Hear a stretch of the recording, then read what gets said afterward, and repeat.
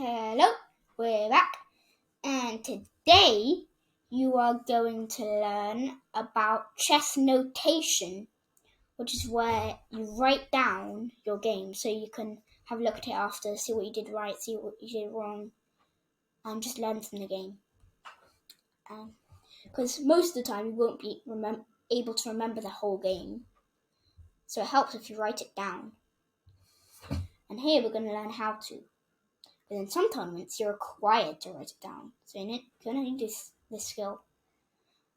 And it will also help you improve to get to those tournaments. So, chess notation. First, you start with the piece that you're moving. So if you're moving a bishop, you would do a capital B.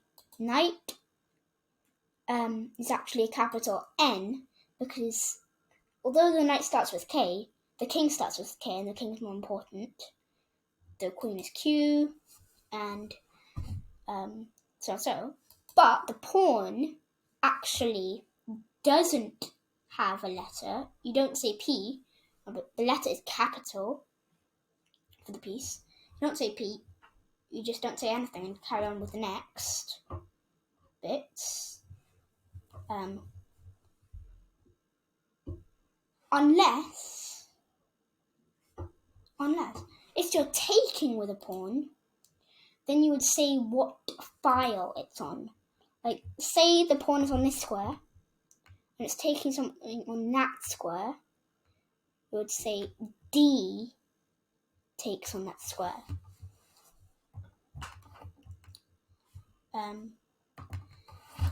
Okay, so next is, are you taking something? If you are, then you put an X next after the letter. I'm sorry, with pawns, when you're saying like D takes, the D's are lowercase, but with the rest of the pieces, it's capital. And so yeah. So you put an X if you're taking something. If you're not taking something, you don't. And then you put what square it's on, what square you're moving to, get to that later. And after that, at the very end, if you're moving the check, you put a plus at the end. Okay, now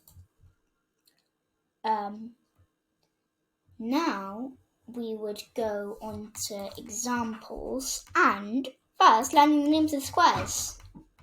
So for this square, you can see it collides with A and 1. So that square would be A1. You always do the letter first. What would this square be? D5, F7, E3, C6. Okay, you get the idea. And now, we're going to learn what happens if it's a pawn move and you're not doing anything. And I also might turn my camera on to show you what it will be. Writing it down. Okay, sorry, just so you know, I'm not going to be doing that. I'm going to open, going to open another tab and type to show you what it would be. So, and also I can place some moves on here, because it will record them there, in this space, like there. Well, here it actually does a picture of the piece. I'll get it up so it's normal. You don't have to draw. I'll get it up. Here, I've got that. So, if you play this move, it will be KC2. That would be KD4. And that would be E5. And that would be KE3.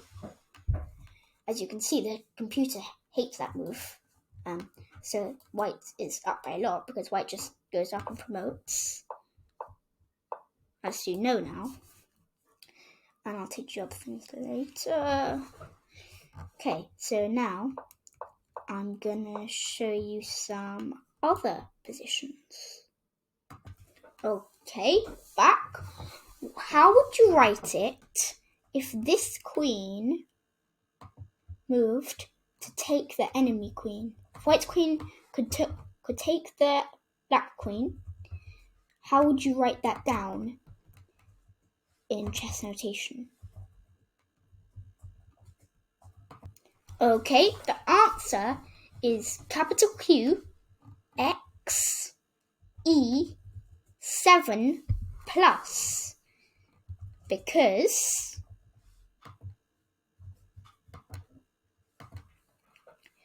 the Q takes on E7 and it's check.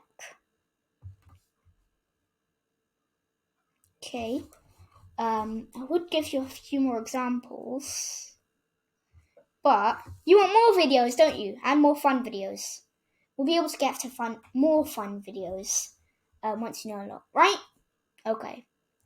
So, hope this has been enough for you on chess notation, and goodbye.